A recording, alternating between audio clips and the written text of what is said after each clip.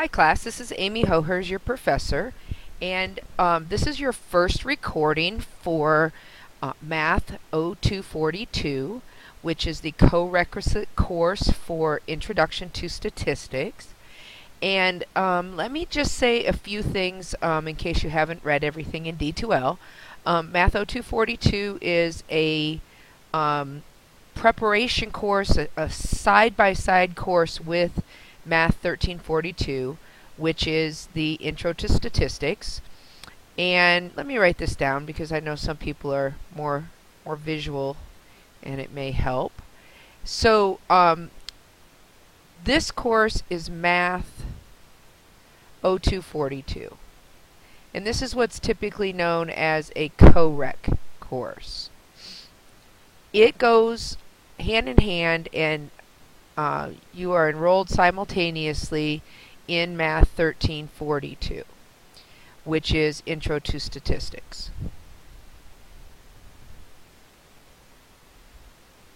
And so what we'll be doing here in Math 0242 is we're going to be trying to provide information and materials and concepts that will assist you in successfully completing Math 1342.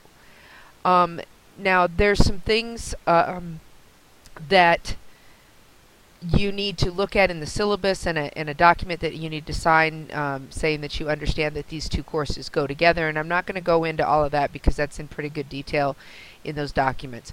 But these two courses, if you are taking them both, even though they're two separate courses and you may have two separate instructors, you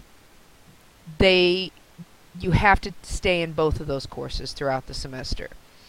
So in this course, what we're going to do is we're going to work our way through the materials, and the materials were put together by myself from mostly one other book, but there's technically 4 books that are within the book that we're going to use, and they are not in order. You'll notice we're starting with lesson 1.5. So as far as the textbook, they're not in order, but they're in the order that made sense to go along with the Math 1342 course. So the things that we're going to be seeing in Math 0242 are going to be hopefully provided at a time where they'll be beneficial to you in Math 1342 as much as possible. There are some are real clearly linked, and you'll see that that similarity between the 0242 material, and some of them are basic skills, and so they might be something that you won't necessarily see. Oh, I see exactly where we're using this in 1342, but they're things that were felt by the committee that put this together that they would be good things for you to review in 0242. So anyway, with that said, in most of the lessons for this book, there is a prep skills section, followed by a class work section, followed by a group work section, and then followed by a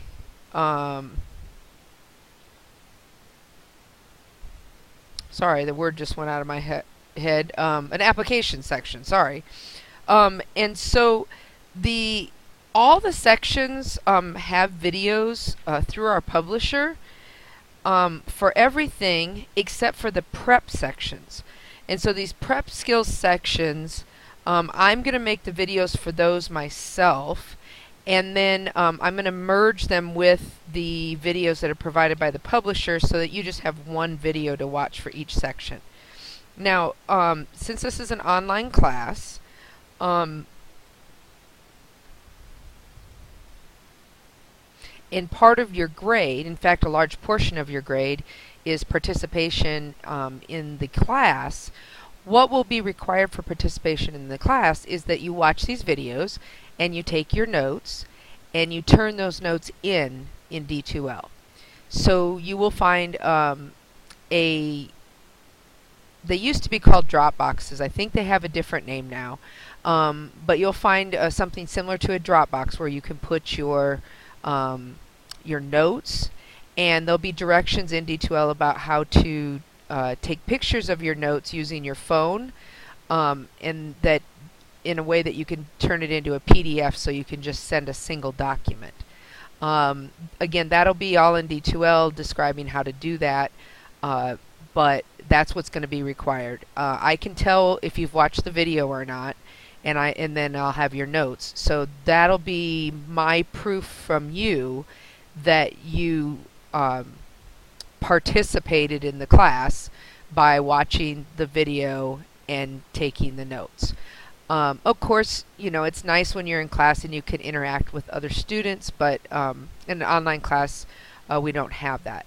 Now, the other thing that I am going to have you do is, as far as that goes, is there will be a few discussions throughout the semester that you'll have to complete. So anyway, you can look for those details in D2L. I just kind of wanted to highlight on those. So even though this is called Lesson 1.5, for our book, this is actually called Section 1. Okay? And we're going to start, like I said, with the prep skills, and then I will merge those with the videos. It'll be a different instructor providing the instruction. It's the ones that are, again, provided by the publisher. And we'll pick up after the prep skills with what is called the classwork section, and then the group work section, and then the application section. So anyway, without further ado, let's look at the math here, which says, oh, and by the way, if you don't have it out, you'll want to take out your book at this point, and you'll want to be taking notes as you watch the video, because, as I mentioned, you'll have to turn those in. All right, so for this first prep skill that we're going to look at, we're going to be looking at reading information from a table. And it says that the key to finding information accurately from a table is to carefully read the row and column headings so you know exactly what information is being provided. So in this case, this first column is age groups. So we have ages 12 to 19, 20 to 34, 35 to 44, 45 to 64, and then 65 and older. Then it's also broken down into males and females. So we have the age groups. So this would be the 12 to 19-year-old males, 12 to 19-year-old females. And then they are, I'm not going to say averaging those because we don't know for certain that these two groups are the same size. But this is a total, so adding the males and females together and figuring out a percentage is 7.7%. So, but we don't know, again, if there's 100 males, 100 females, or if there's 150 males and 100 females. We just know that when they grouped those two gender groups together, we had a total of 7.7%. So there's some things that are mentioned here, and these are just some, you could have pulled some different statements out of this table than what they have here, but here's some statements of analyzing this table and some things that you can pull out of it. So it says smoking is most prevalent among males in the 20 to 34 age group. So if you look, they're looking at, if you look through all these percentages, this percentage is the highest percentage. So the group that has the highest percentage of smokers is the 20 to 34-year-old males. In every age group, men are more likely to smoke than women. So they're looking at all the, well, I did not mean to do that. Hold on just a second. There we go. So if you look at all of the comparisons between all of the different age groups, the male versus females, males is higher here, males is higher here, here in the 35 to 44 group, here in the 45 to 64 group. Every single group, the column of males in the same age group is higher than the females. The lowest rate is among the 12 to 19-year-old females. That's the lowest number out of all of the numbers. And the overall smoking rate is highest for the 20 to 34-year-old age group. So if you look down here, this number is the highest among this column only. If you're looking at the groups as a whole, if you're looking at the males and females combined, we have the most in the 20 to 34 age group. And also, I was just noticing that this is the smoking rates in Canada, and so what I was saying about the this not being an average, it actually is probably basically an average, because this isn't just a small, I was looking at it wrong, it's not just a small sample, but this is the overall smoking rate in Canada. So they've done a large enough sample that they're assuming that this is the overall rate, and so then this is the overall rate for all males and females, and we're assuming that, you know, the number of males and the number of females is fairly close. You know, maybe when you get in the older groups, there might be less in the male or the female group, but probably overall they should be fairly similar in the entirety of Canada.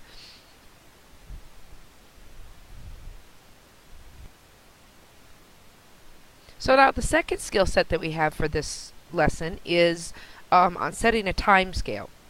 So a lot of times when data are provided over some time period, we typically don't use the year, day, clock, time, etc. Instead, we decide on a certain time that we set as 0, and then we mark the time after that. So for instance, here we have 1965, 1970, 1980, and so on. Rather than using those larger numbers when we're working with the data, we found that it's typically easier to use wherever you started at as a 0. So in this case, 1965 is 0. And then each year after that, just how many years it is past that. So 1965 is 0, that makes 1975, and 1980, 15, 1990, 25, and so on. One thing I want you to note is these don't go in even increments.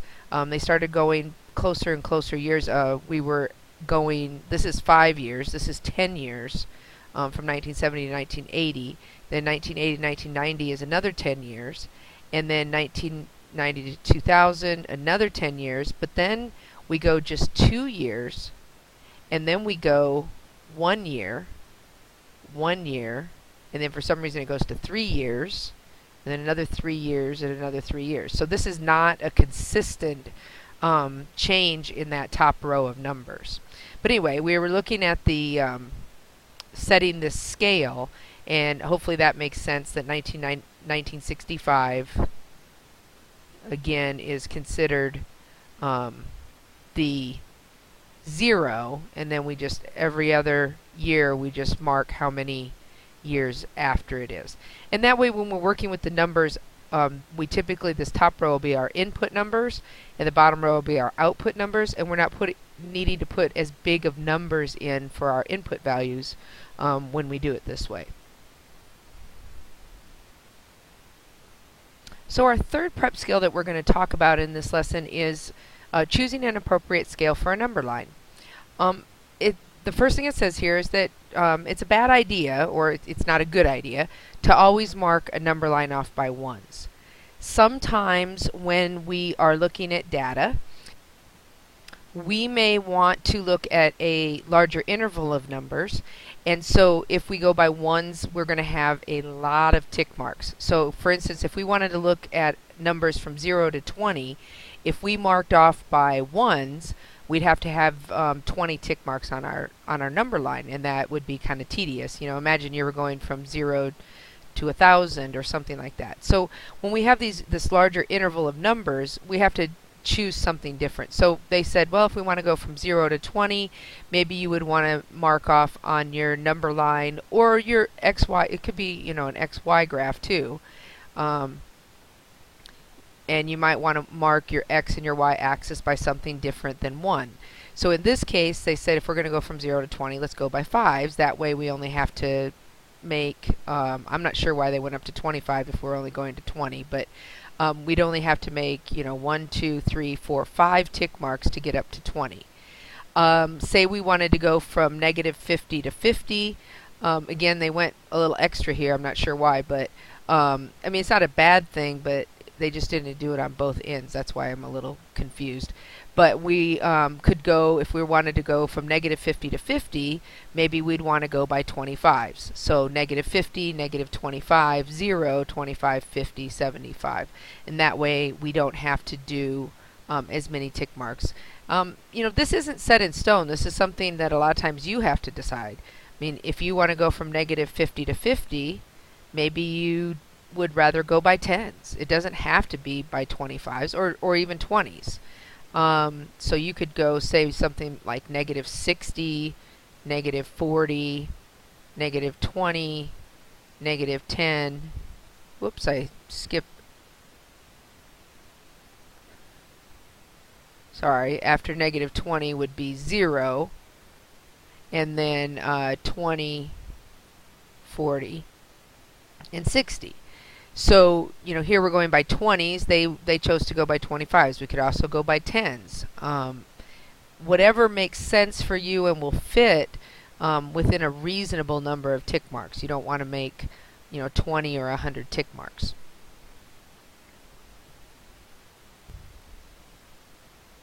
So now the last thing that we need to do in our prep skills section is to complete our prep skills questions. And the first question says, for the table summarizing smoking rates in Canada, what group had the lowest rate overall? I can't really go back and go to the table that we were looking at before, but you should have it in your materials. And the lowest rate overall was that age group 12 to 19-year-old females.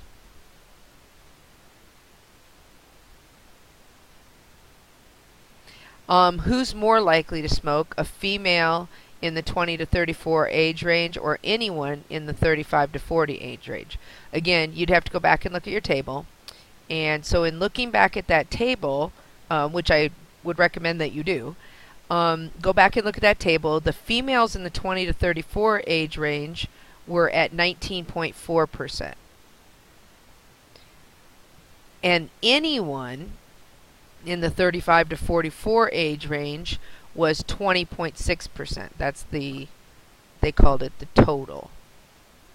So who's more likely? That would be someone that was in the 35 to 44 age range with the males and females combined.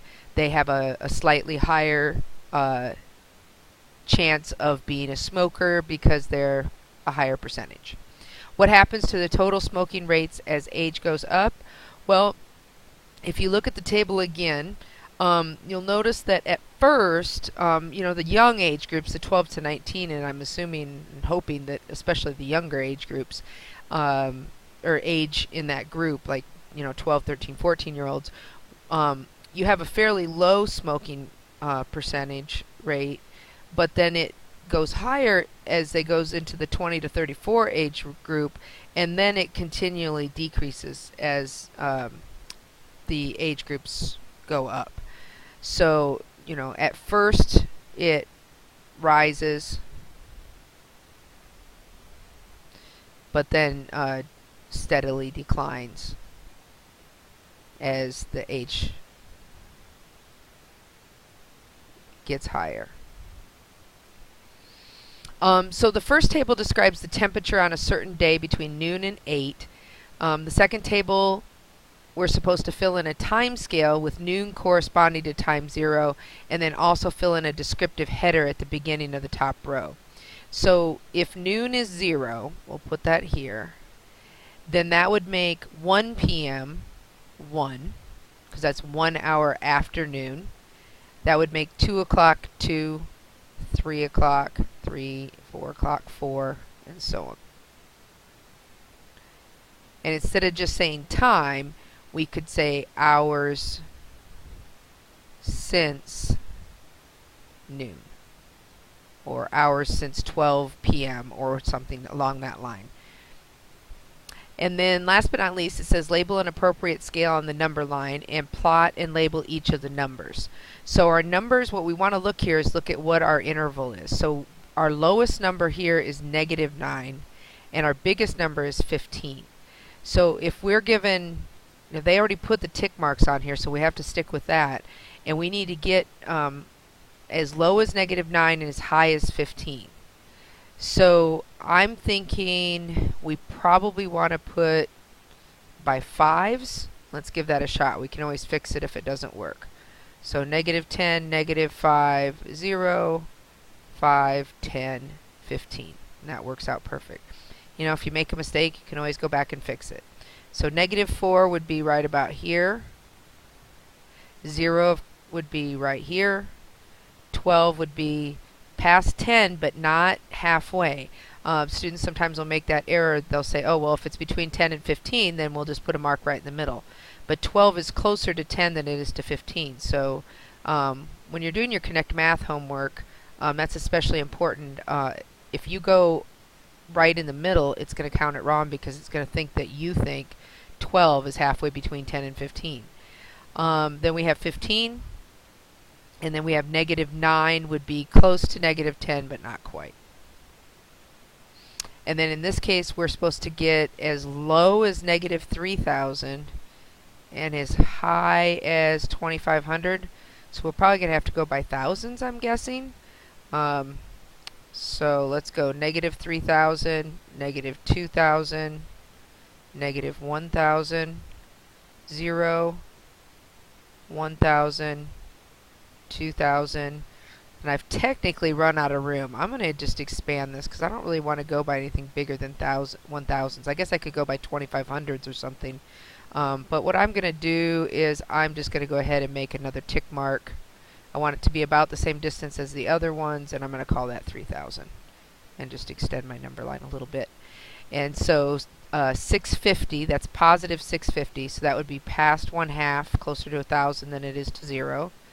-3,000 would be here. 2,500 would be halfway between 2,000 and 3,000. -500 would be halfway between 0 and -1,000. And then 1,200 or 1,200 would be past 1,000 but not halfway to 2,000. It's closer to 1,000.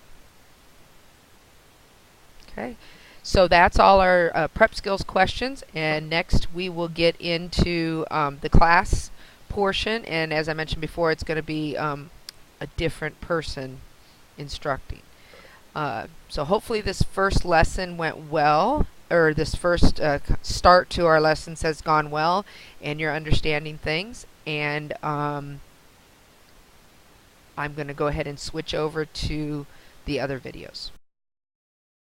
In number 1, we're looking at this table of data that talks about unemployment rates, and we're going to write a verbal description of the trends that we see.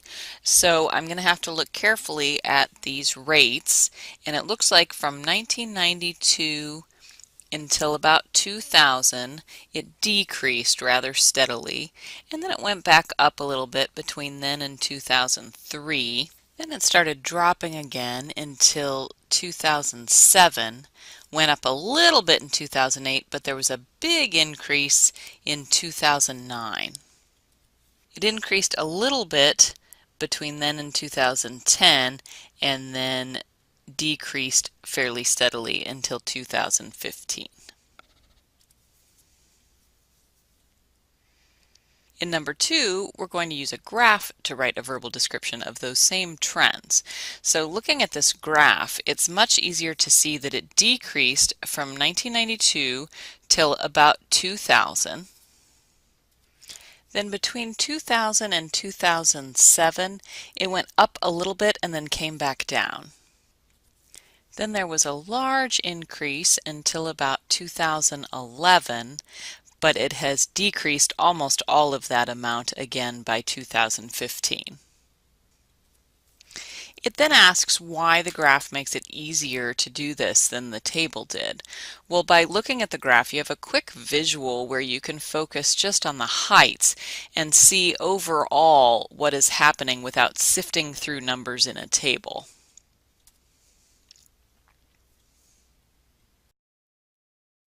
In question 3, what are the coordinates of the origin in a rectangular coordinate system? Well, the origin is right in the center, and that is 0, 0. In 4, it asks us to look carefully at the numbers on each axis and figure out what distance each box represents in each direction. Well, looking at the x-axis, we go 1, 2, 3, 4, 5 boxes, and that gets us from 0 to 5. So on the x-axis, each box represents 1. Looking at the y-axis, we also go up 1, 2, 3, 4, 5 boxes, but it gets us from 0 to 10 on that axis. So that means that each one of those boxes must represent 2. And then in 5, we're going to practice plotting some points. So A is 4, 0.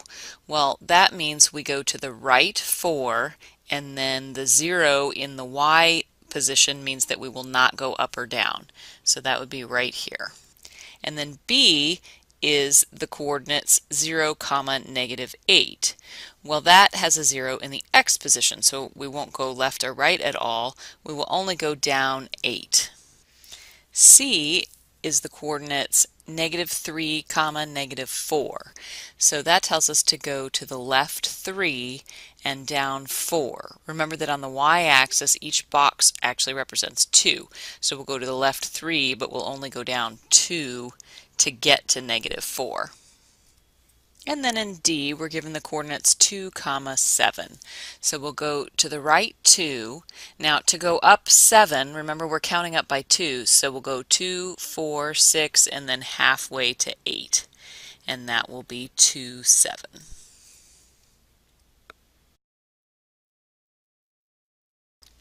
For questions 1 and 2, we're given a picture of a thermometer, and in 1 we're asked, what temperature is this thermometer displaying?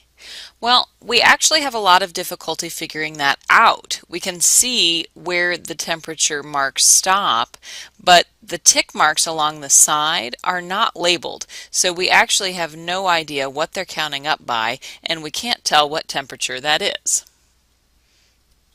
And so then in 2, explain why the thermometer is pretty much useless. And that's what I said before, is that there are no numbers labeling the marks, so we really don't know. For 3 and 4, we're given a Cartesian coordinate system. And in 3, what are the coordinates of the point drawn on the graph? Well, we can tell that it's 2 boxes to the left and 4 boxes up, but since the axes are not labeled, we have no idea how much each box is counting up by. So again, we have no idea. And in 4, we'll explain that.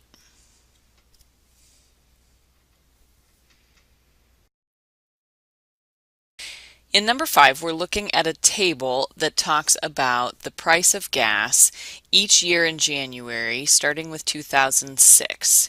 And so we can see that the years after 2006 column, those are the x coordinates, and then the actual price per gallon amounts are the y coordinates. So 5 wants us to write the ordered pairs. That means for each one, in parentheses, we'll do the x coordinate, comma, the y coordinate. So for the first one, in parentheses, we have 0, comma, $2.32. And then for the next one, we have 1, comma, $2.27.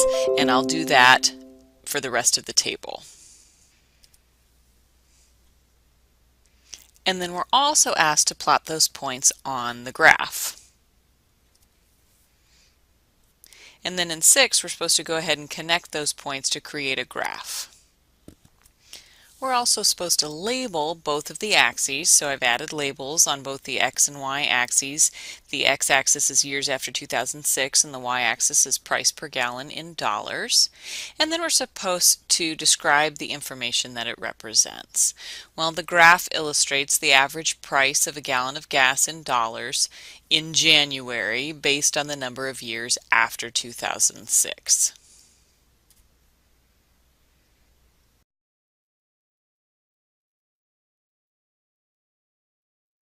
Here we're using the table and the graph from the prices of a gallon of gas and using that to answer these questions. So in 7, what was the highest price of January gas between 2006 and 2016? So first let's look at the table.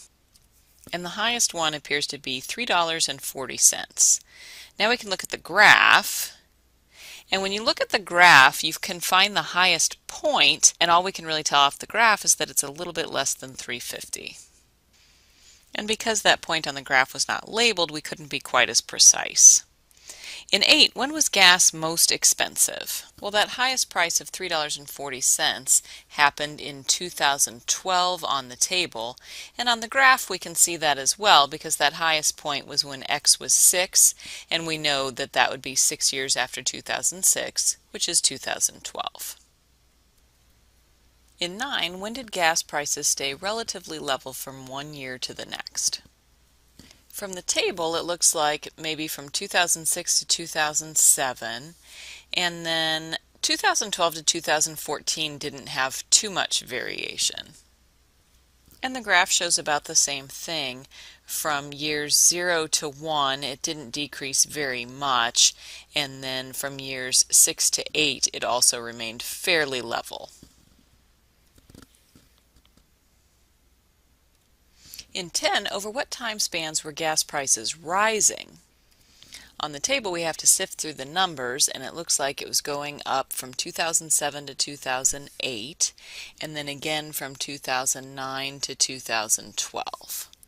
On the graph, you can see where the lines are increasing, so from x equals 1 to 2, and then from x equals 3 to 6. So then, in 11, over what time spans was gas getting cheaper? Well, in the table it looks like the prices dropped from 2006 to 2007, from 2008 to 2009, and then from 2012 to 2016. In the graph, you can see those same drops from x equals 0 to 1, 2 to 3, and then slowly from 6 to 8, but continuing on to 10. In number 12, what was the largest single price change in 1 year? On the table, you have to take some time to calculate each of these, but the only two that change by more than $1 are 2008 to 2009, which drops by $1.26, and 2014 to 2015, which drops by $1.21. So it would be that $1.26 drop from 2008 to 2009. On the graph, it's harder to tell because those two time spans, the decreases look almost identical. And then in 13, we're supposed to explain why we didn't use negative values on either axis. Well, the x values stood for years since 2006, and we didn't have any years before 2006, so we didn't need any negatives on the x-axis. And the y-axis represents gas prices. None of our gas prices are negative. That wouldn't make any sense, so we didn't need negatives on the y-axis either.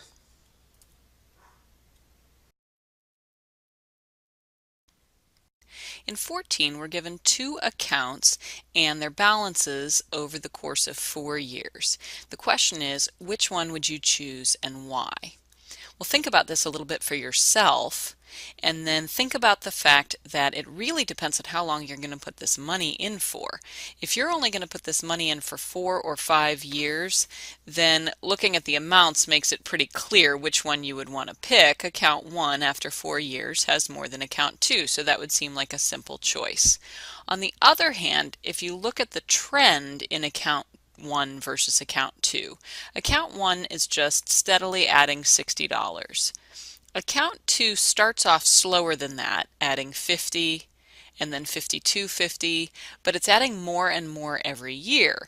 So over time, account 2 will catch up and actually pass account 1. So if you're going to invest this money for a longer amount of time, account 2 would be the better choice.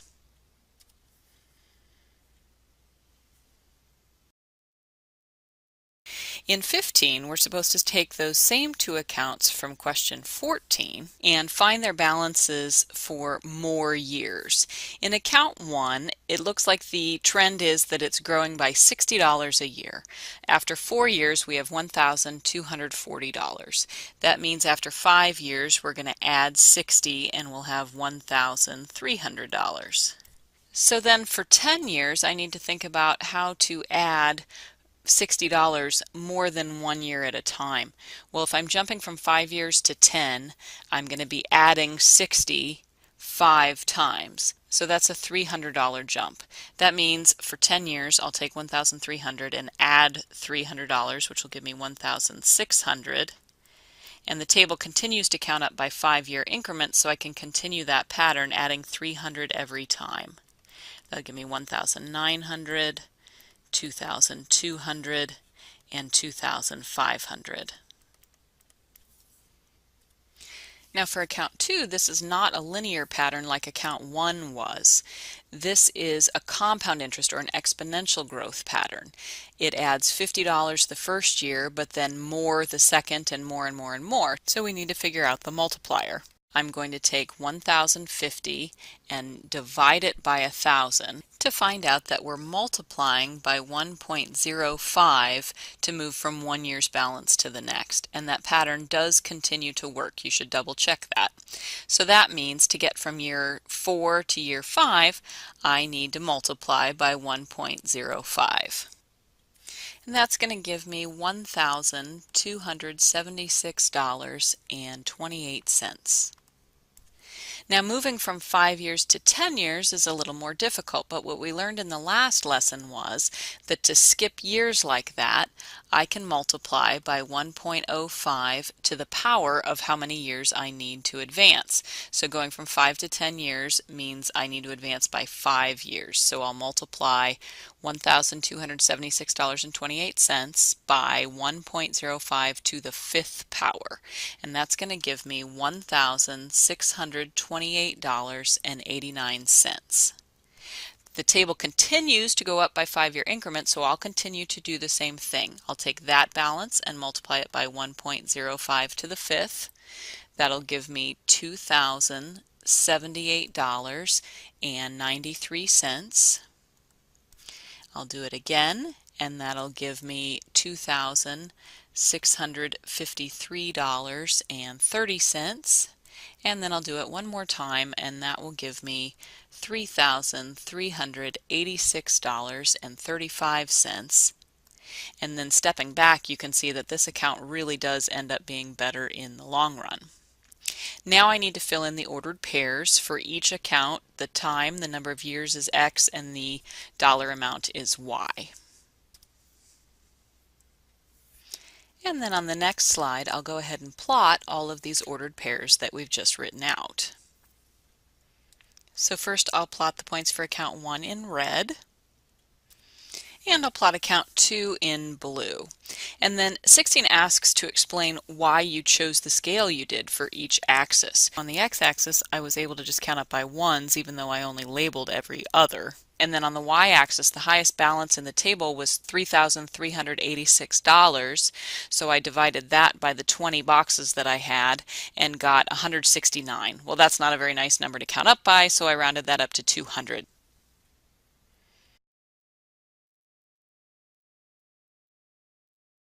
Here we're still looking at these two accounts, and in 17 it asks us to use the two scatter plots that we already drew to write a verbal description of the differences between the growth. So looking back at that scatter plot, remember the red dots are account 1 and the blue dots are account 2.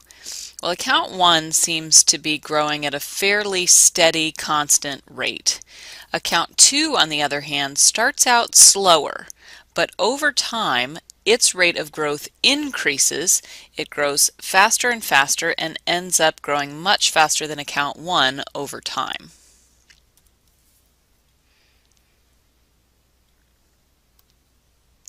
In 18, they explain that sometimes we take a scatter plot, and if there's a definite pattern, we can go ahead and connect the points to create a graph, and that's what they want us to do. So I'm going to go ahead and connect the dots for account 1 in red and account 2 in blue. And then it wants us to describe the two graphs verbally. So account 1, the red graph, looks like a line. So this is linear growth. The blue graph, account 2, starts off growing fairly slowly, but then it starts to curve upward and increase much more quickly.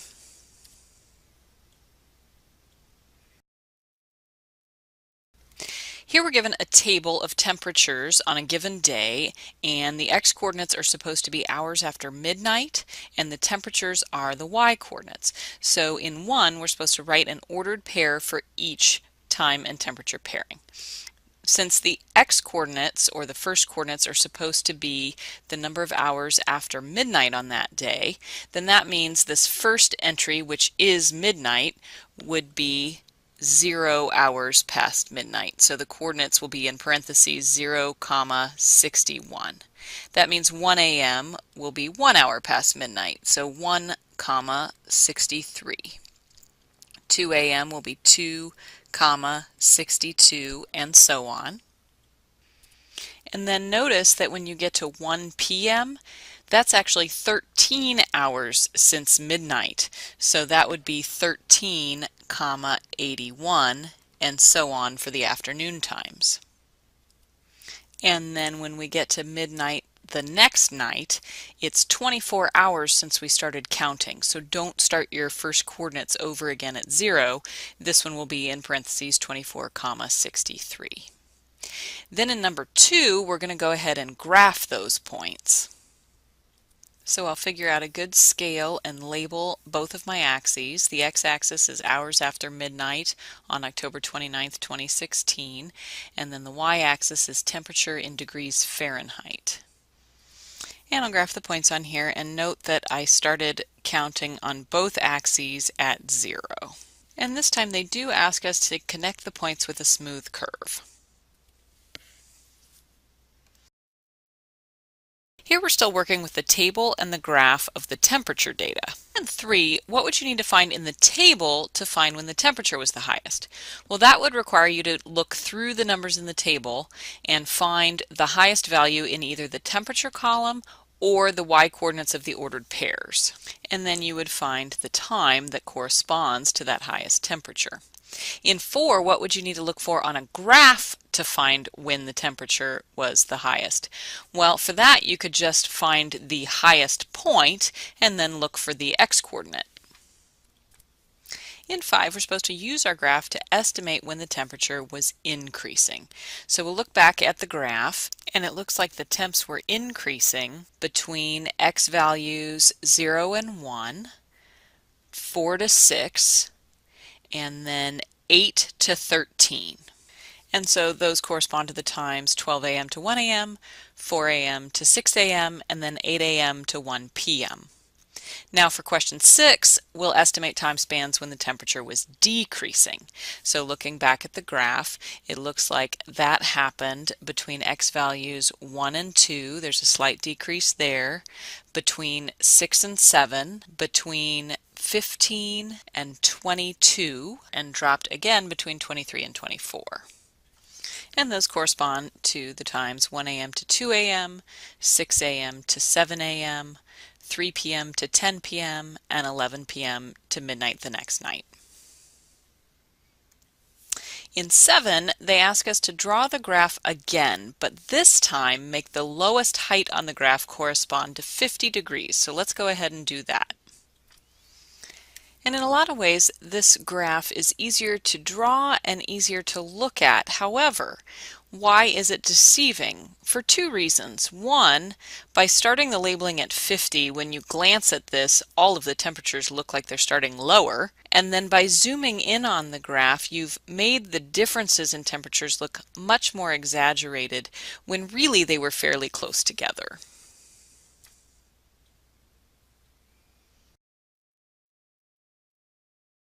Here we're actually looking back at two questions from the applications from Lesson 1-4.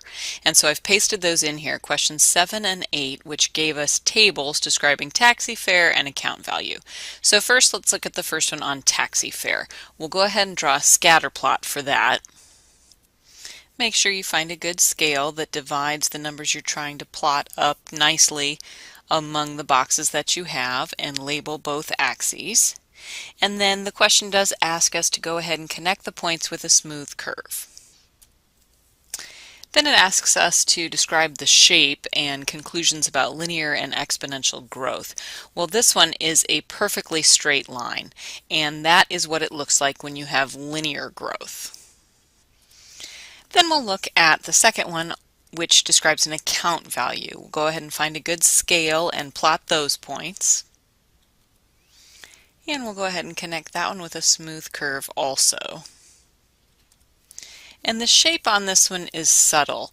It's not a perfectly straight line, but we haven't really graphed out enough years to really get a good sense for the curve, but it is slightly curved, which is what an exponential growth graph would look like.